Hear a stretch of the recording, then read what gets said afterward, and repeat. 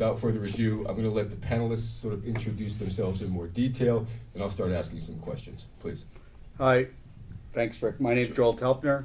I'm a partner here at Sullivan in Worcester in our corporate practice group, and I am, I guess, on a de facto basis, leading our blockchain practice group and trying to guide clients into this new world, working with a number of players on various aspects of token distributions or ICOs, depending on what you want to call them, working on TAOs. a number of related regulatory issues for different types of organizations, including the Blockchain Research Institute and the Global Blockchain Business Council, working with clients that are trying to create some of the exchanges that we think are going to come on the scene this year, that are going to change that world from a non-regulated to a regulated space. And among other things, had the pleasure of spending a week in January in Davos at the World Economic Forum, talking about ICOs and ICO best practices, and going from the mountains and the snow to last week, the warmth of the Bahamas, talking to the government there about their initiative to create a digital currency. So a lot of exciting stuff going on right now. And welcome to the firm. My name is Igor Telyatnikov. I'm the co-founder, president, and chief operating officer at AlphaPoint. So we're a technology provider in this space. So we help to digitize assets and structure assets onto blockchains, whether those be securities tokens or utility tokens or commodities. So underlying asset-backed tokens, essentially. And we also help our customers create digital asset exchanges. So we have over 60 globally, which include regulated exchanges that are trading and facilitating trading for securities, as well as utilities or digital currencies and cryptocurrencies as well. Good evening. My name is Tom Zaccagnino. I am the founder of Muirfield Investment Partners. Muirfield is a private equity real estate investment firm out of Boston. Happy to be here tonight and participating on the panel. I think from our perspective, we are new to the blockchain and crypto community. Very excited about some of the initiatives that we're working on, though, to hopefully bring private equity real estate into that community in a productive and meaningful way for both investors as well as investment managers moving forward. So looking very much forward to the discussion tonight about different structures that are legally and from a regulatory perspective compliant, and also hearing about how some of the technology is evolving in the space that hopefully can be supportive of the initiatives that we're looking to bring to market shortly. Fantastic. Thanks, guys. So let's start off with some things. Obviously, there's this question between utility tokens, access tokens, and secured tokens. So what the SEC, especially in the U.S., SEC in the U.S. is trying to figure out is when is a token a security? At what point does it pass the Howey test, being an appreciable asset, et cetera, et cetera? And what ramifications do those answers have in terms of democratized access? Do you have to be an accredited investor? Do you have to go by the rules that we've been going by on Wall Street for so many years? So a SAFT that has been used for the past several months, or about a year or so, I guess, is a promissory note of sorts. It's called a sample agreement for future tokens, a SAFT. It was founded, it was brought about by a group of lawyers headed by one specific lawyer in a different firm. Now the SEC says that SAFTs are no longer viable. So would you please explain, Joel, to the group here what a SAFT really is? Is it a symptom of regulatory uncertainty, or what is it? And is it a bad or good idea?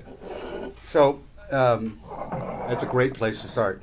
The chairman of the SEC has said repeatedly, including, I guess, most recently a couple of weeks ago in testimony before Congress, that he is yet to see an ICO that, in his view, is not a security. At the same time, we've yet to see a client who's walked into this office say to us, my token is different, my token is a utility.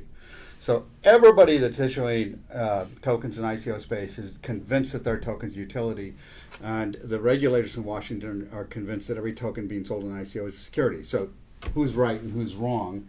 And that's part of the debate that the SAFT was trying to solve.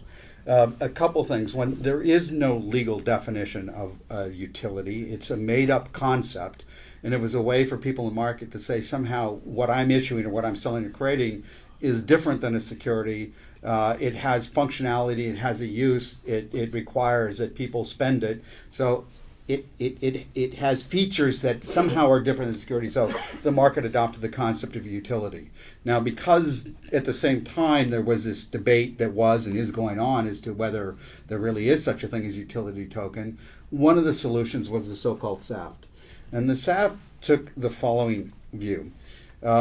A lot of token issuers were going out in the market and saying, we need capital to build our platform, our product, our idea.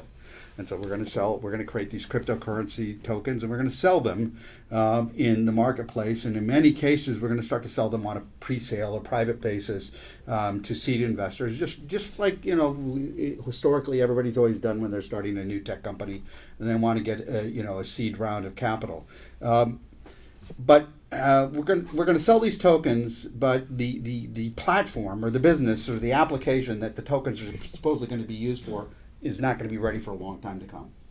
So we think, like everybody in the space, that our tokens, when they're issued, are going to be a utility token, not a security.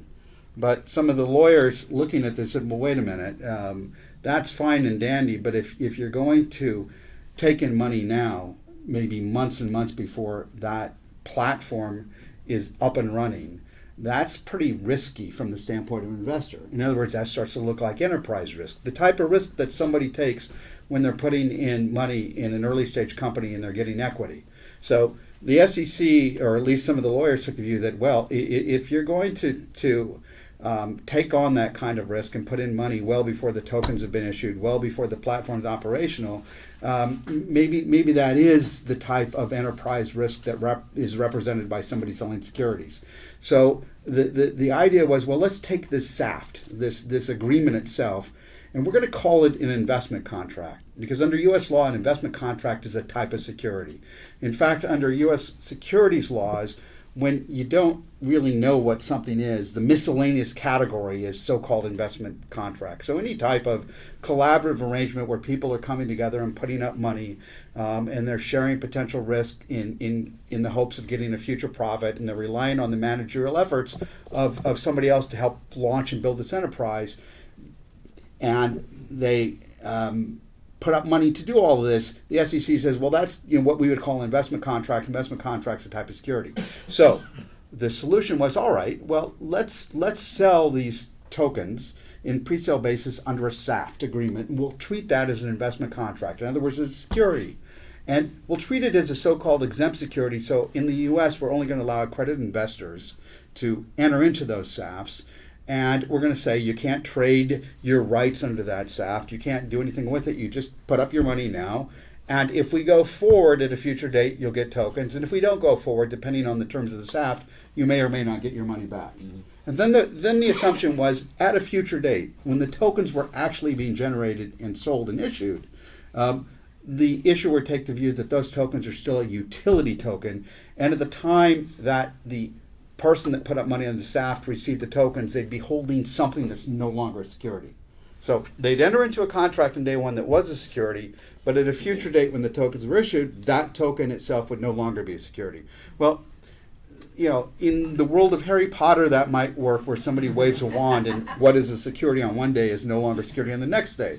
But in the real world, at least in our view here, the fundamental fallacy of that approach was that if you're entering into an agreement to buy something and you're treating that agreement as a security, then presumptively what it is you're ultimately going to receive is probably also a security.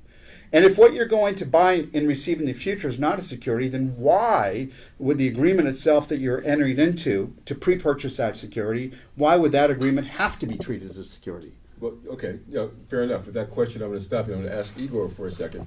Igor, on the technology side, people are looking to smart contracts to answer some of these questions algorithmically without having to go through or with regulation imprinted and imbued into the token itself. So what, if any, responsibility or obligations does the technology community have in upholding these, a regulatory framework that seems to work, or is there a new way that you're looking at as well that addresses some of these issues? Yeah, sure. So I think taking a step back, and maybe I'll define kind of what a smart contract is, Yeah, right? please. So there are tokens, like Bitcoin, like Ethereum, that you can transfer from a wallet to a wallet, and that's essentially a transfer of value. What a smart contract allows you to do is to essentially wrap business logic into the technology that will, have certain triggers to allow those transfers to occur or to have other transfers occur. So you could have a smart contract that's a simple escrow that says, I'm going to exchange, a unit of, a cryptocurrency for another asset.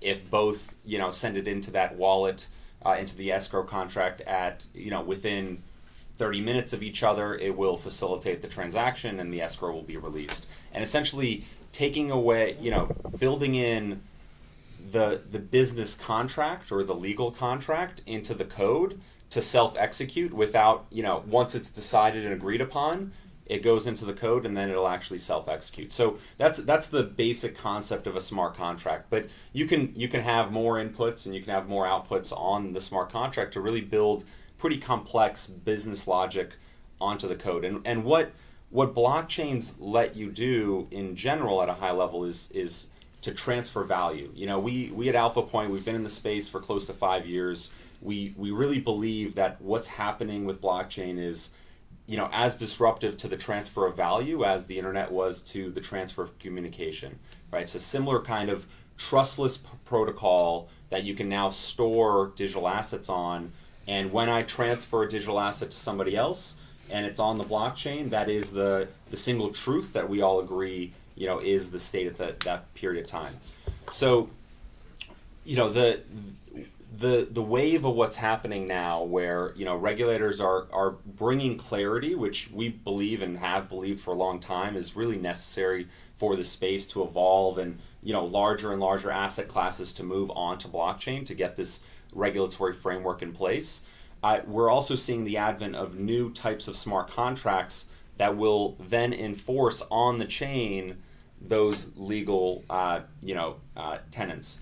So one of these concepts that's moving forward is the concept of a regulated token. A regulated token that if only accredited investors that are KYC'd as accredited investors are allowed to participate and transfer a certain security of a certain risk level, you can actually bake that into the smart contract such that you have white lists of addresses that have been approved, have been verified as accredited investors, and they are the only ones that can then transfer said regulated token. So we're seeing, and we're participating in moving this technology forward, and I think it's going to enable both, larger and larger amounts of capital to move onto blockchains. 2 years ago, there was a survey by the World Economic Forum that stated the majority of the respondents, which are mostly bank CEOs and large financial institution heads, stated that they believe the majority, 25% of global assets will be on blockchains by the year 2025. To enable that, we believe that you need both the regulatory landscape as well as the technology that enforces that regulatory landscape to be in place. And we're seeing that come to market, right now, currently. Absolutely. Thank you. Tom, also in this equation, of course, is the issuer. You got into space, so we at Agentic, we believe in sort of hybrid approaches to this space. We believe in that there is a completely decentralized world yet to come, but there's also the world that exists today, as was just mentioned earlier.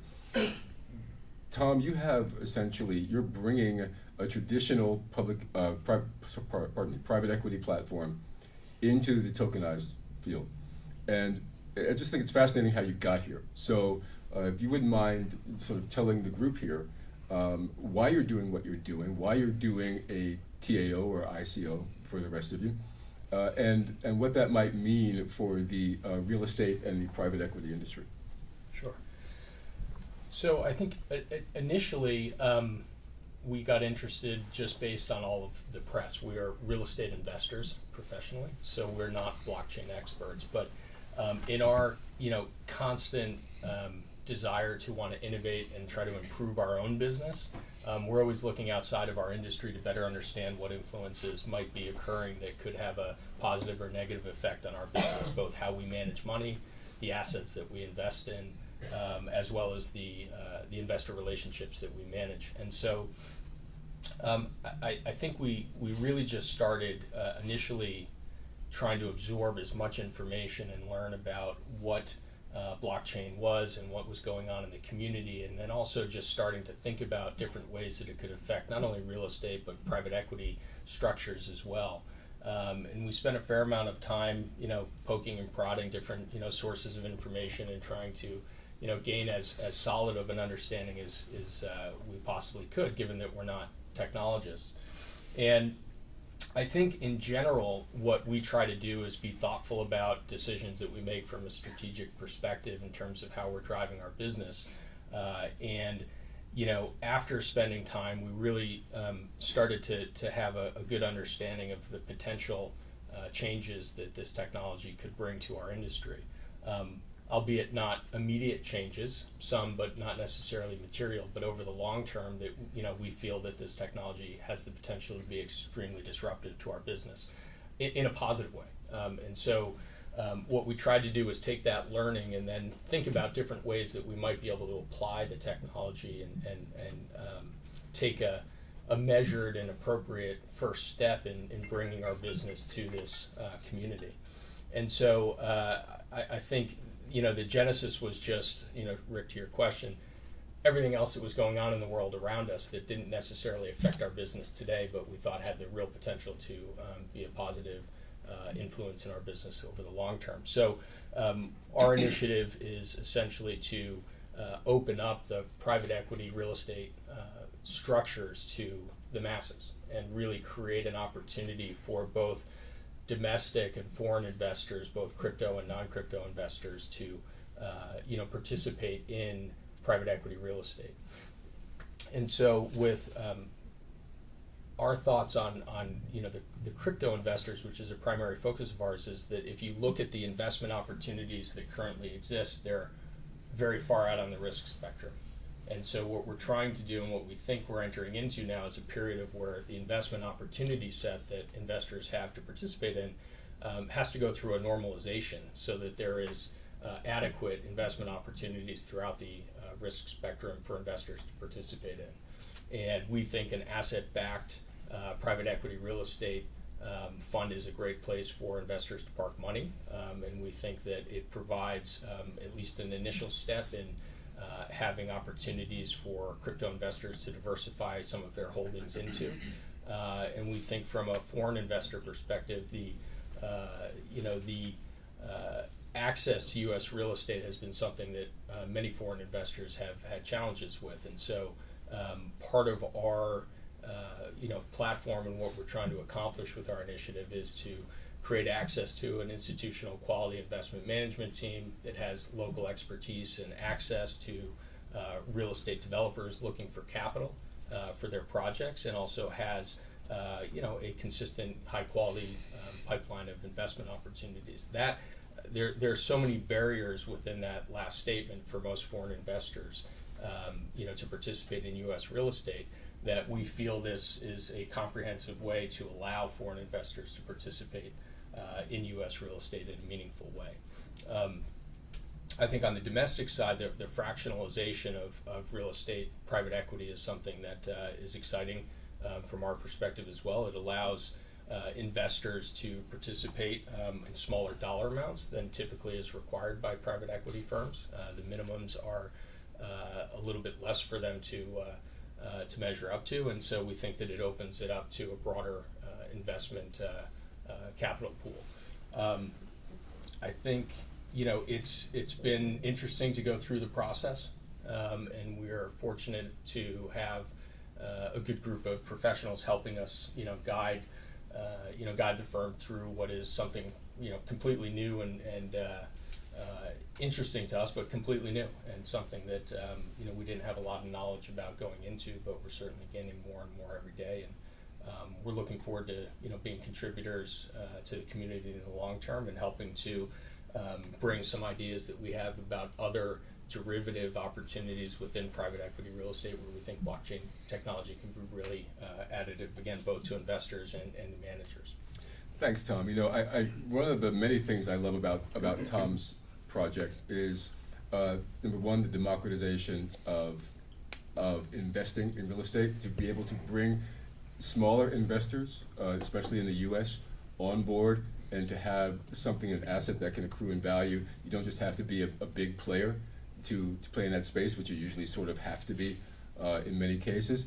However, one thing, and there are other things that I like about it too, about this raise that they're doing.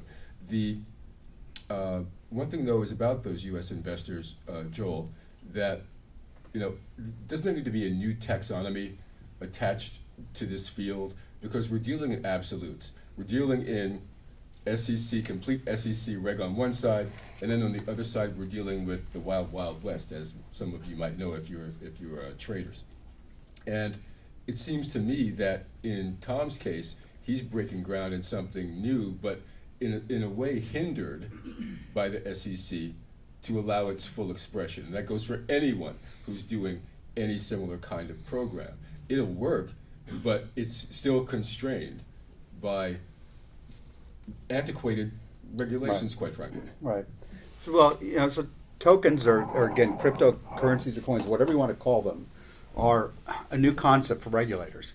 And the challenge that regulators have is that these things, these tokens or coins, have a lot of different characteristics. Some that look like securities, some that look like commodities, some that look like currencies, and some that look like we don't know what.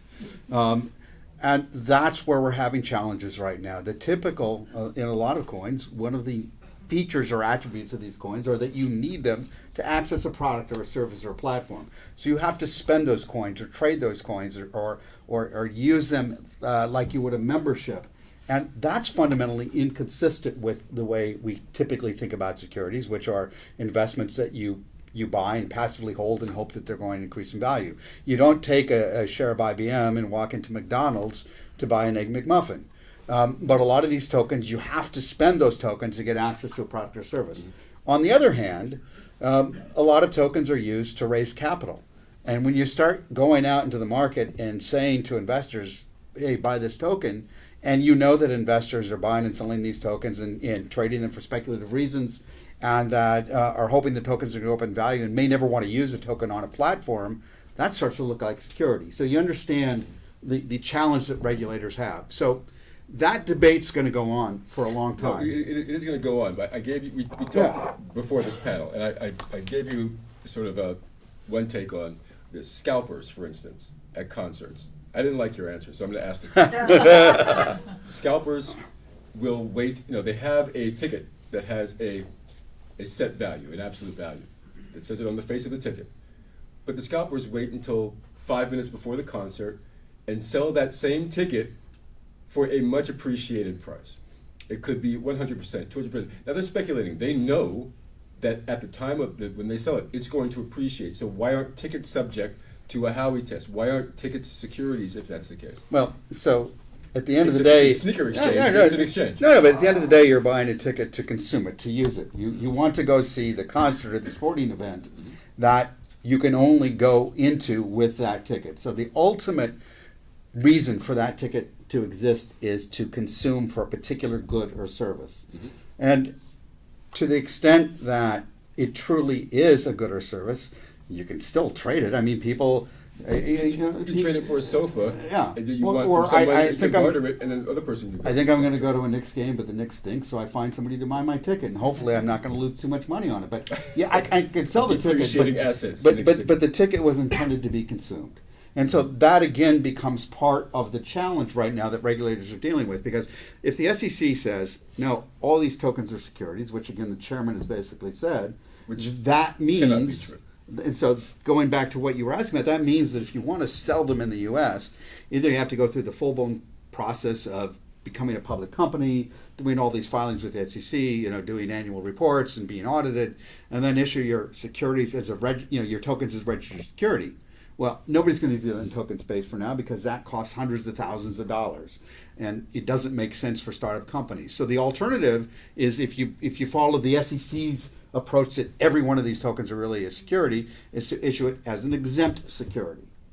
And that means in the US that to buy that security, you have to be an accredited investor, and you have to agree that for a period of time you can't trade that token. It's locked up. Now that's okay in the direction we're talking about tonight. And in fact, what we're talking about tonight is the perfect example of when that makes sense. But for a lot of tokens out there, it simply doesn't work because the tokens that have to be spent can't be locked up at the same time. And plus, you do need to have protection. We're dealing with protection on the other side. I mean, Igor, how are you guys at AlphaPoint addressing this issue, this sort of panoply of different applications? And what have you seen that's interesting that might bridge the gap between these two absolutes? Yeah, I think there is room for tokens that provide utility. I think Ethereum is an example of that, where there was a sale or a pre-mined event, but people do purchase the token. The reason the token appreciates is because people are buying it to use the service. They need the fuel to move, to have a movement from one wallet to another. Ethereum operates under this gas mechanism. So to send somebody some, you actually need some to pay the toll, essentially. To substantiate a smart contract, to make the smart contract work, you need to pay some fuel. So I think there are true utility tokens out there, and I think the SEC in some of their guidance against the DAO actually mentioned Ethereum in that same statement. So there's definitely some gray, and we think it's good to remove the gray from the market, but I think there will be more and more clear distinctions. And perhaps you have to build the network and have it work before the utility token, is issued or exists, or there's different mechanisms for that to happen. As far as what we see, I think we see more and more asset digitization. We see, to Tom's point, people that have made a lot of money from some of this speculation, early adopters of the technology that were using the technology or just bought it for speculative reasons, are now investing. They are a pool of investors that are investing in the new projects that are being deployed, the new ICOs. The reason they're, $6 billion in ICO token sales last year. I mean, that's a pretty substantial amount. And as comparison, the NASDAQ raised around 20 billion in the same period of time. So it's actually taking a substantial share of fundraising for development projects. I think the shift will be both those early adopters are looking for investments that do look more like a safer investment, right? A lot of these are speculative. The network may or may not work. It may or not be created versus something that's actually a regulated, asset. There's paperwork behind it. There's the legal behind it, and the token really represents the underlying ownership of the asset. So instead of having, it has the paperwork behind it, but it removes the friction of trading that asset, of keeping track of the asset. So we do see a shift in that direction. I mean, you mentioned, I think Rik, you mentioned in Barbados, or not Barbados, Polycon, in the Bahamas, right? So there's more and more, focus in the industry. There's more and more interest, both to diversify portfolios of eliminating kind of the speculative nature of the assets, because what we've seen in cryptocurrency trading, it's been booms and busts, and the market cap swings $10 billion a day, right? it's something that over time we see more and more assets that have kind of either a stable commodity behind it, what the CME group is doing with digitizing gold and the Royal Mint, an actual physical asset or real estate being digitized is going to remove some of that volatility as the total market cap moves up. I mean, that's what we've seen over time, and we think that trend's going to accelerate. Yeah, I also think we sort of shot ourselves in the foot a few years ago by saying ICO at all. Trying to mimic an IPO and Yeah. call initial coin offering is one of the stupidest things I've ever heard of. But you know, it really, because it is not, it's not a coin. But anyway, so that being said, Tom, I want to address a couple of other things I love about what you're doing that is actually intrinsically tied to what these gentlemen just said. So part of your raise is to turn around and use that capital not only to opportunistically invest in real estate and real estate projects along a broad spectrum, but also to provide liquidity for buying into ICOs that have to do with real estate, with creating bounties for developers to create new advances using blockchain and real estate. Now, I mean, that's really a forward-thinking place to be in.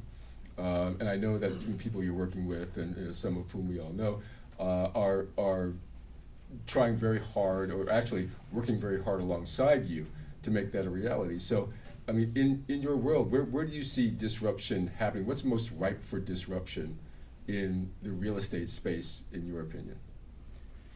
Because you're a hybrid application. So as you move forward, what do you see as perhaps one of the more obvious disruption spots? You know, I think the most obvious, which has been talked about, a fair amount to date, is just, the perfection of, title and ownership and transfer of title. And that's something that I think is pretty basic and that ultimately will come to fruition. I think from a private equity real estate perspective, one of the things that we think has the potential to be compelling downstream is if you look at the system of the financial system of record down at the asset level all the way to the investor, there's a process which investors gauge the value of their holdings, which is the valuation process and the reporting process. And one of the things that we think the blockchain can ultimately provide a strong framework for is tying into the financial system of record, pulling in third-party independent valuation experts that are the people that are doing this today for fund managers, and tying that whole process together on the blockchain so that when the investor gets the report, essentially the fund managers really haven't had much to do with it because it's coming straight from the financial system of record. It's got the third-party independent verification of the assets and the numbers, and the fund administrator is providing the audit at the fund level so that the investors are getting reports that they can trust. And that's not to say that reports today are faulty, but the fund managers have and valuation experts have the ability to create and paint a certain perspective of the portfolio. And so I think kind of automating that and taking people out of the mix is something that ultimately should give investors more confidence and trust in the underlying reporting that fund managers are providing. Mm-hmm. Yeah, I think that as we talk about bridging the gap between now and then in the future, that we have to have applications like yours, and we have to have people who really know an industry, who then embrace tokenization, and then feed back into the system with both their expertise and capital that's accrued for the crowd that actually builds this future so that there can be a new language spoken, there can be a new writing of regulations moving forward, because a lot of things you're talking about now would still be subject to the same sort of SEC, guidelines, restrictions, et cetera, and they may not apply anymore. So it's really important to have this conversation about what's moving the space forward and not just act in a speculative way, and also, of course, safeguard investors, which is really important. So Joel, tell me about Pico a little bit. Okay. So one of the things we've been talking about tonight is where's the token space going, and I think it's a fallacy that assumes that if we move to a more regulated environment, that tokens are dead in the United States and they can't be sold, and that's just fundamentally not true. As I said previously, there is a challenge for some tokens in trying to fit them in with the regulatory framework, but I think generally speaking, as this world of cryptocurrencies matures, the market's starting to recognize that you can issue and sell tokens, and you can do it in a regulatory responsible way and make it work. And so Pico is the notion of of recognizing that some of these tokens may very well be securities. Or even if they're not, that it, at least for now, until we get better clarification from the regulators, are most likely going to be treated by the SEC, whether we agree or not, as a security. And therefore, why not issue the tokens as an exempt security? The way we issue securities on a private placement basis. PICO, did you explain what PICO is? No, the private ICO. Yeah. Okay. Well, sorry. I didn't say that because you didn't want to use the term ICO, so I was, That's why you can't trust lawyers. Anyway. No, but No. Sorry, all you lawyers up here. yeah. Anyway, we for many years have issued securities on an exempt basis. In other words, on a private placement basis, where you don't need to become a public company, you don't need to go through all the security regulatory requirements. And the point is, well, if some of these tokens are securities, why not issue them on a private placement basis the same way we have historically for securities?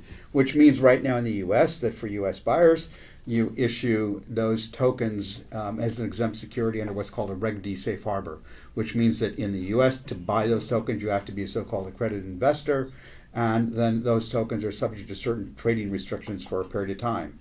And at the same time, you can sell those tokens outside of the U.S. to non-U.S. buyers under a so-called Reg S safe harbor, which allows you to freely sell those tokens to non-U.S. buyers, with the only trading restriction being that non-U.S. buyer has to agree when he or she sells the token to resell it only to another non-U.S. buyer. So, in effect, there's not that much difference from selling a token as an exempt security than the way tokens are being sold right now, other than the fact that we're putting some rationality in the market, both as far as some minimum requirements as who can buy the tokens and some minimum rules around how quickly you can trade those tokens in the manner in which you can trade them. So would you think that in Tom's case, $100 million raise for a private equity real estate fund, should he be looking at a PICO, or should he be looking at just a straight pre-sale and then retail? But whether you do a pre-sale or not, you can still comply within that PICO framework. And so this is the perfect example, again, of where I think at least a lot of the market is going. Recognizing that a lot of tokens probably are, at least for now, going to be treated in the U.S. as securities, you issue them on an exempt basis. And a private real estate fund or a hedge fund, any type of investment vehicle for years has issued shares on an exempt basis. And in effect, what we're doing is saying, let's issue these shares in the form of tokens and distribute them in the U.S., whether it's a pre-sale or in some type of other distribution on a private placement basis under these regulatory exemptions. So in the U.S. to Reg D buyers, in outside of the U.S. to Reg S buyers, where they're acquiring these tokens, which are in effect an ownership interest, the equivalent of a digital share in a fund. And the real benefit of this, by the way, is unlike traditional share structures or in investment vehicles that are highly illiquid and typically can't be traded and can only be redeemed if the fund sponsor wants to redeem it. This structure preserves the type of liquidity that we've seen today in the token market. Again, subject to some trading restrictions, generally speaking, these tokens can be sold and transferred on a secondary basis. So we have, in effect, turned a private investment vehicle that's fairly illiquid into something that looks a lot more like an ETF, for example, that's highly liquid. And that's the remarkable use of tokens in this space. Okay, that's scary because ETFs are not smiled upon by non-token people. But Igor, so just to switch subjects a little bit, to give our group a bit of a snapshot of the landscape. From a technology standpoint, what's the percentage of tokens that you see that are secured and non-secured? That you guys work on, if not Securities versus non-securities. securities tokens versus non-securities tokens? Yeah, I mean, I think the majority of tokens that are out there today, trading on exchanges would at least self-designate them as non-securities. They all raised capital for to be kind of a fuel-based token for the system. How many of those will be kind of later decreed to be securities? I mean, that's that would be a guess on my end. There have been up to 200 invitations to visit the SEC's offices Sure. in the past week. Yep. Yeah. So yeah. The subpoenas went out. I haven't actually heard of.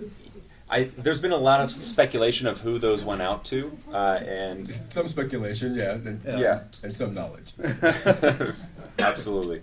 But If a SAF was involved, they probably got a If subpoena. a staff was involved, they're up there. yes.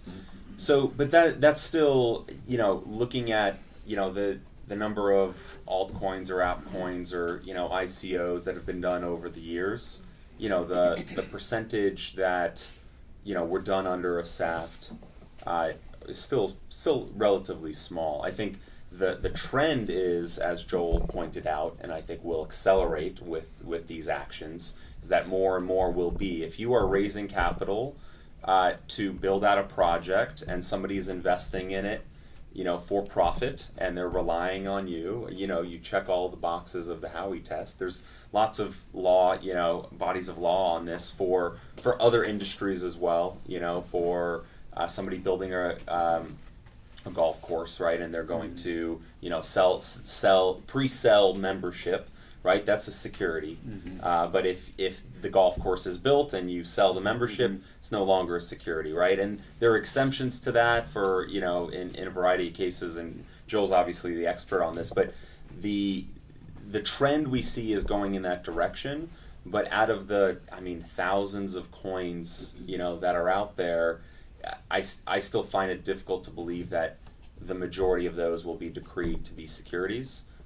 Whether it's kind of a pass because they already happened or not, the majority of trading volumes, are also in really commodities, right, that have been decreed. Bitcoin, Ethereum, Ripple, Bitcoin Cash, right? These they are utility providing services primarily for value transfer. Ethereum is really for digitization of assets. Is kind of the killer app or use case that has driven that. So that's at least what we've seen, and regulation gets more clear by the day. And so, Tom, do you have anything you'd like to add? We're going to go into Q&A in a minute, but I would like to say that in order to get to the place that these two people are talking about, these two gentlemen right here next to me, you have to do what Tom is doing.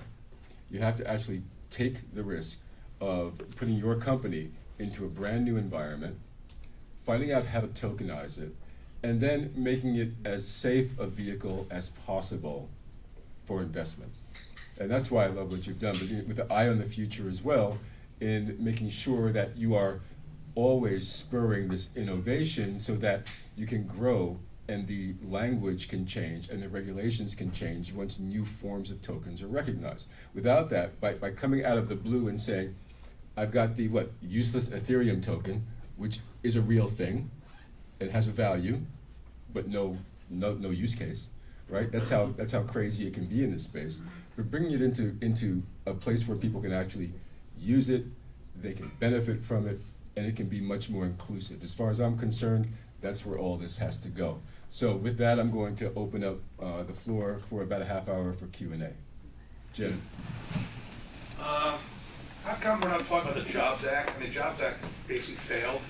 Crowdfunding for non-accredited investors. How come ICOs are not taking some of those regulations and actually creating something brand new? That's kind of what I I'm speaking to. Right? I think we are. Yeah. And who told you crowdfunding failed? No, I'm just talking about the U.S. I didn't say failed. I mean, recommended the U.S. government on this. Some of the Jobs Act and putting some of it over here. The Jobs Act failed, in my opinion. The ICOs are not failing. That's the problem. It's called competition. Okay, please. I would say that's exactly what Joel's actually talking about, right? So Reg D, Reg S, those are regulations that come out of the Jobs Act that are now being applied to token sales in this case, to literally use that framework, which was set up exactly for this use case, but doing it in a maybe more successful way. There are some parts of the Jobs Act that allow you to sell securities on an exempt basis to anybody, not just accredited investors. But the trade-off under the regulations for you to be able to do that are twofold that a lot of players found just not acceptable. One, there are fairly strict limitations on how much you can raise to go out that way, and two, in effect, the issuer of those exempt securities has to be a quasi-reporting company and subject itself to periodic ongoing reporting and oversight by the SEC. So for those reasons, those aspects of the Jobs Act never really have caught on that much. But the Reg D private placement aspects that existed before the Jobs Act and then were amended by the Jobs Act that allow you to go out and basically advertise as you want and raise whatever amount you want as long as you are targeting accredited investors has been and continues to be very successful. And I think that's the part of the private placement world that we're going to see a lot of token issuers relying on for the foreseeable future until we get further clarification from regulators. Igor, correct me if I'm wrong, actually with KYC implementations within tokens, it's actually easier to find you than it is with cash, than if you were using cash. So that, this sort of global diaspora of value is eminently more traceable. Yeah, absolutely. I mean, I think, blockchains and transactions are pseudonymous. They're not anonymous. Yeah, we work with plenty of companies out there, Chain Analysis, Elliptic, that all they do is they basically, work with government agencies to track, illicit activity on these networks. With cash, it's not traceable. With blockchains, it's actually on the ledger forever, right? So, what's that? Depends on the currency that you there's some privacy enabled, cryptocurrencies and things, and but for the majority of transactions globally, it's actually it's very traceable, right? And there's a number of methods that are being used there. Thank you, Mark. Johnny. So, as a technologist would approach this, like you could at some point have a single line of code that was like a tracer looking for like the R token or like some regulatory embedded piece of code. Do you see that coming down the pike where the SEC runs like a web parser and just examines code against IP addresses? And then with your work on distributed exchange, should we be concerned that suddenly if I turn on a distributed exchange node at my home, that I'm going to be pinged to become a money transfer, like to have a registration? You need MTL and all that good stuff. You've all been pinged by walking in the room here tonight already. Didn't you know? Yeah. Did you want to? No, go on. Yeah, no, I think. I mean, there are a couple of questions there.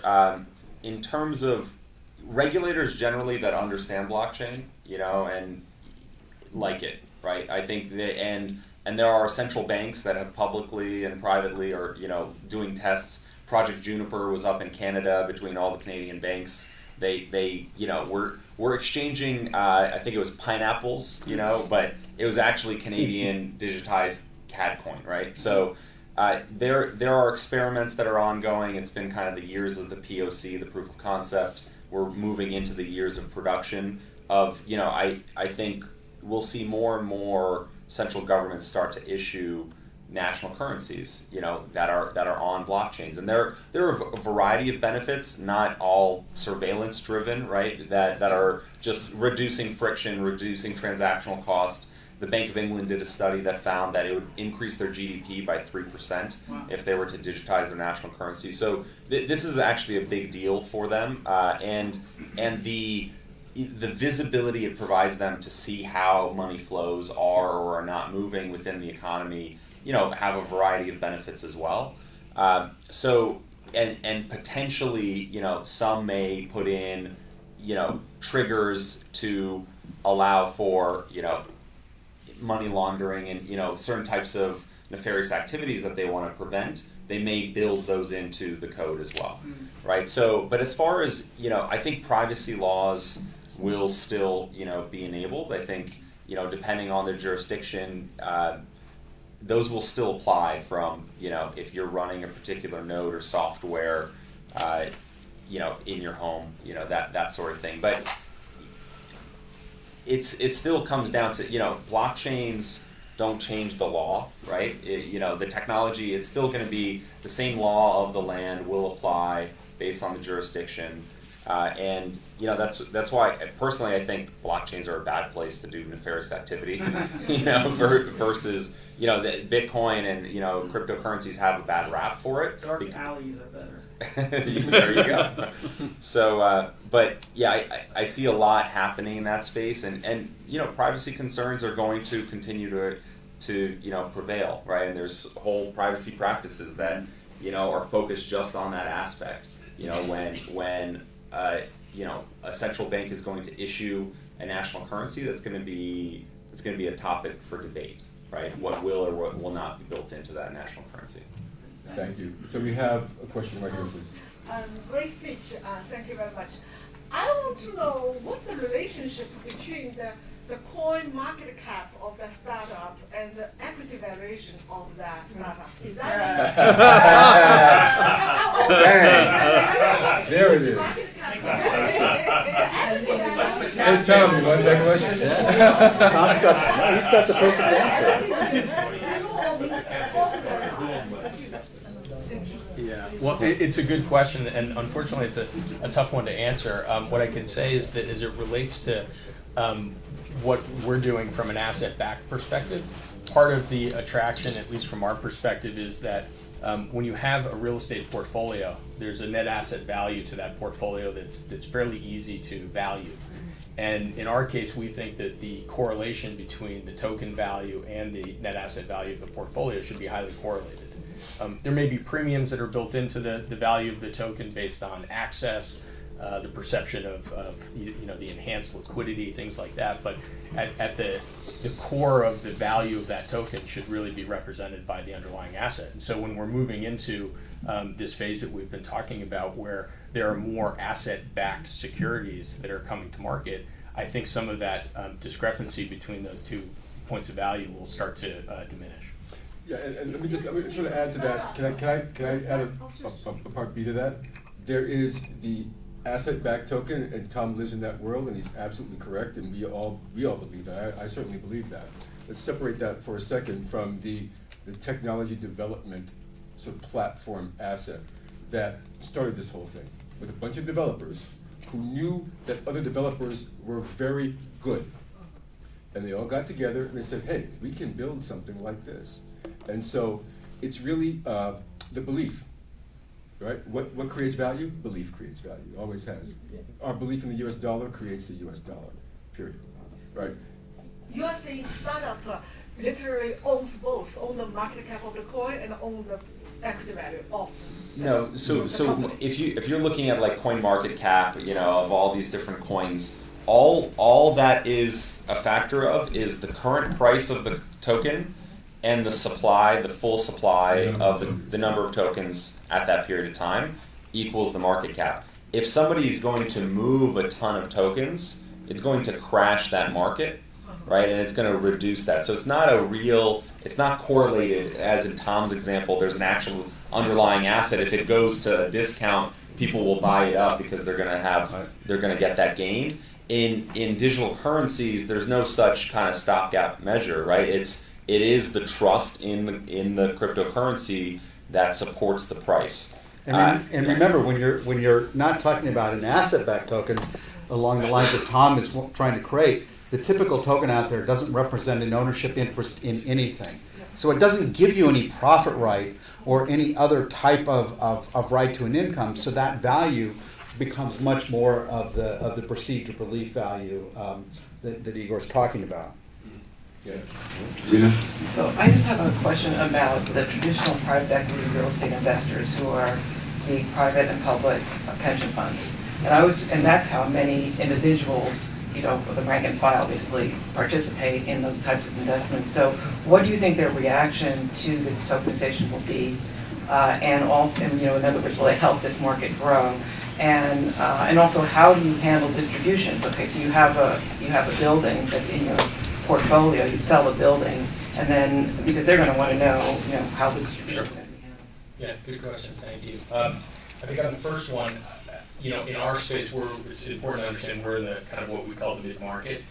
So largely speaking, most of your institutional investors like pension funds, foundations, and endowments are going to be investing with larger managers that are targeting larger institutional sized assets. So mid-market for us is, think of a real estate asset that's going to be $75 million or less in total capitalization. Those aren't typically the investments that pension funds are investing in. Right? They're investing in a Blackstone who has a multi-billion-dollar fund, and they're buying buildings, all around the city for, $200 to $500 million. So we don't think necessarily from a tokenization perspective that the pension funds or the like are really going to find it problematic. If they decide that they want mid-market exposure, they have alternatives to do that today. They could opt to do and participate in a tokenized mid-market private equity fund simply because of the enhanced liquidity that they could have, because redemption rights in these structures are quite onerous and restricted. So we don't necessarily think that there's going to be any negative implications from the larger institutional investors. We see this as really a facilitator of bringing other people in the mid-market into these types of assets that otherwise don't have the net worth to participate in a Blackstone fund. And I'm sorry, your second question was? The distributions. The distributions, sure. So there are obviously a number of different models that one can deploy when investing in real estate. I think our focus has been with this initiative to really grow the net asset value of the portfolio. So distributions in our model are not something that we're focused on. We certainly have the ability to make distributions, but the idea is that you're growing the underlying real estate. So as you exit an investment, you're going to be reinvesting those proceeds. And people are capturing the economic benefit of that growth through the appreciation of the token. One of the things that this structure allows us to do, which we think is beneficial, especially from an investor's perspective, is the typical private equity structure is a 5-year term, or a 7-year term, or a 10-year term. And what happens structurally is that fund managers have to make decisions, not necessarily in the best market conditions, to dispose of assets, refinance assets. And by taking away that term limit, you now have the ability to optimize the value of that underlying asset without having to worry about capturing a distribution to return to investors and closing a fund down. So we like the model of growing NAV over time and having investors capture the economic appreciation through the token. So at the intersection of speculation and regulation lies taxation. What's the current state of affairs regarding digital exchanges, Coinbase and others, issuing the equivalent of a 1099? Unless I was misinformed, they don't do that. And I see there being lots of problems arising from that. Yeah, income on trading cryptocurrencies in the U.S. is regulated as commodities trading, right? And you have to do kind of like a FIFO approach. What Coinbase does is they provide essentially the reporting, kind of the tax reporting of, here's your profit, your P&L, and then you need to file that with your taxes. It's not so much, I don't think they've gone kind of that extra step. It's not a 1099. You're not, performing services on behalf of Coinbase. But so what most exchanges globally do is they just make it easy for you to get the reporting of all your transactions, all your deposits, all your trades, all your withdrawals, and then depending on the jurisdiction in which you're filing. In Japan, digital currencies are regulated as a currency, so it's not the same.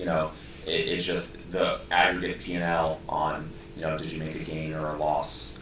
So it goes. It's different jurisdiction to jurisdiction. In the U.S., just your gains and losses are taxed as a commodity transaction. Yeah. So I love it when they put lawyers on panels because it's an opportunity for me to get free legal advice. Okay, so we've talked a lot about what happens when you take a traditional asset and you put it into a tokenized security framework, but I'm actually way more interested in the other way. What happens when you take tokens that are generally understood to not be securities, but instead more likely to be property?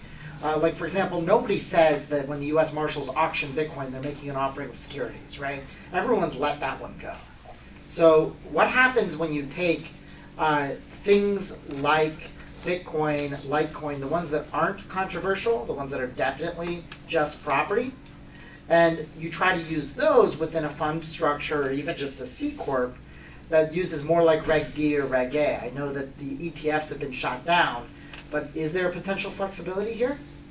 Well, one of the things going on in the U.S. is that none of our regulators want to give up turf. And so they're all staking their claim as to what these various coins or tokens are. And we know that certain categories like Bitcoin and Ether have been deemed to be virtual currencies, whatever they are. And from the CFTC's perspective, that makes them an exempt commodity. From FinCEN's perspective, that makes it look like the functional equivalent of a fiat currency.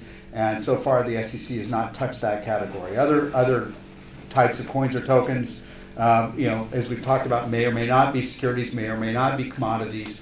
But one of the reasons that there's so much ambiguity right now from a regulatory standpoint is all the regulators are saying, well, it could also depend on how you're using it. In other words, the CFTC has said, well, our approach is not really inconsistent with the SEC's approach because maybe the token in one context would be a security, but we may treat it at the same time as a commodity.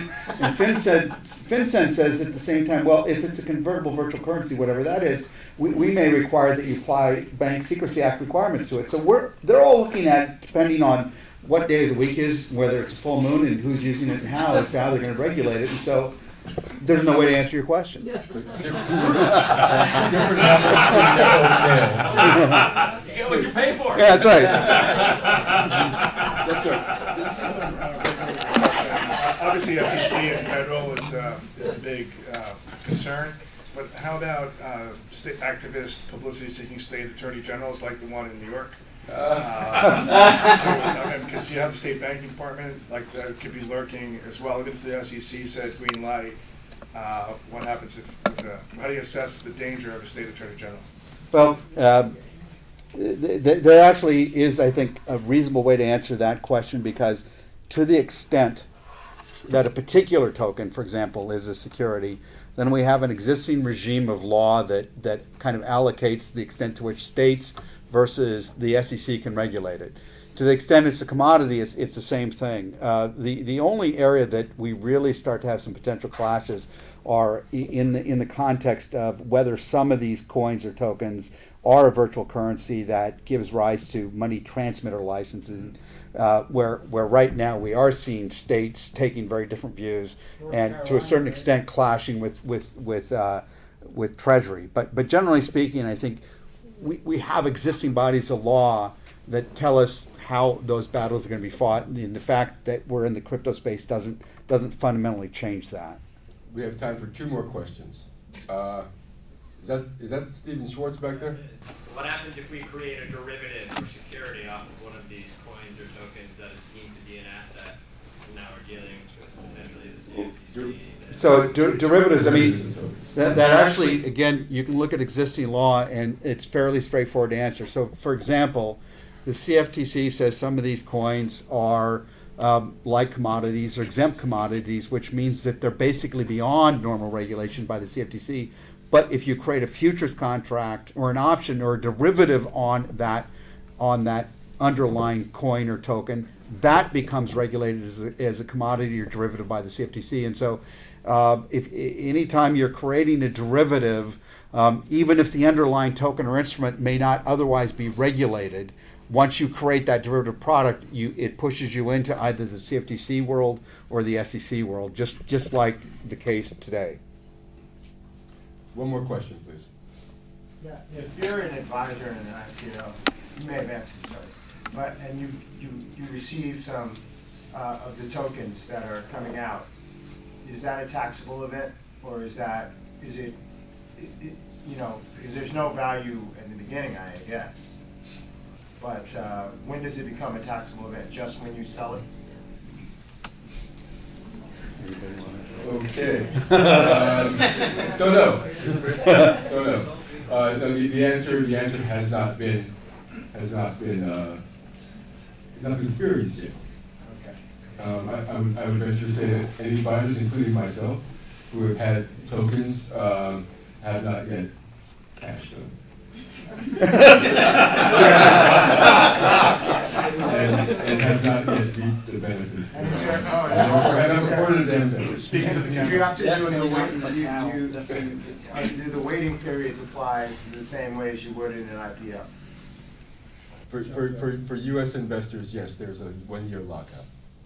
Even if you're given the token? If you're an American. For securities tokens. Yeah, as far as securities. As far as securities tokens goes, and I really shouldn't say no advisors have cashed out. Lots of advisors have cashed out but not on security. The taxation is really complicated. Depends on facts and circumstances.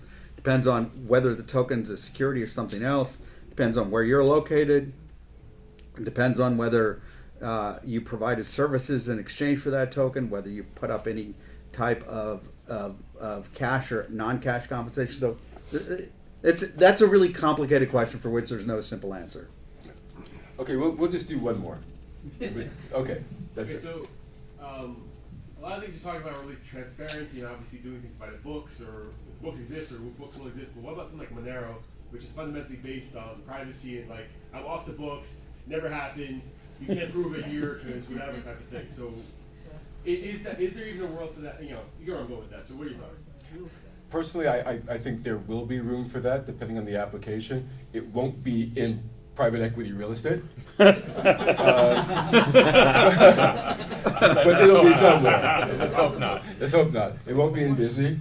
Let's hope not, because there are a lot of kids involved with that. So, I mean, it's there may be a use case for it, and I think that it's just too early to know. Again, with the things that people like Tom are doing, investing back into the infrastructure on a broad scale, looking for new kinds of applications, that are specific to industries, especially, these are gonna find their way. They're gonna tease themselves out, but it's way too early. I mean, Igor and I are old men in this industry, right? And we both started 5-6 years ago, right? So it's brand new. Some things we can qualify and quantify, and some things have yet to be even thought of or invented or manifested for sure. Yeah, I'll add, I don't know about Monero specifically, right? But I think privacy enhanced, there are enterprise applications where, the privacy of data is extremely important, right? And a public blockchain, while it may remove, post-trade settlement and reconciliation costs, is not going to happen without privacy enabling features. So confidential smart contracts, and may not use Monero, may use trusted execution environments from Intel or otherwise. There's a place for privacy on blockchain, for a variety of different reasons, both public and private. So anyway, thank you everyone. Thanks for coming, really appreciate it. And talk to these guys, they're smart guys. Thanks, Rik. Yeah, thank you.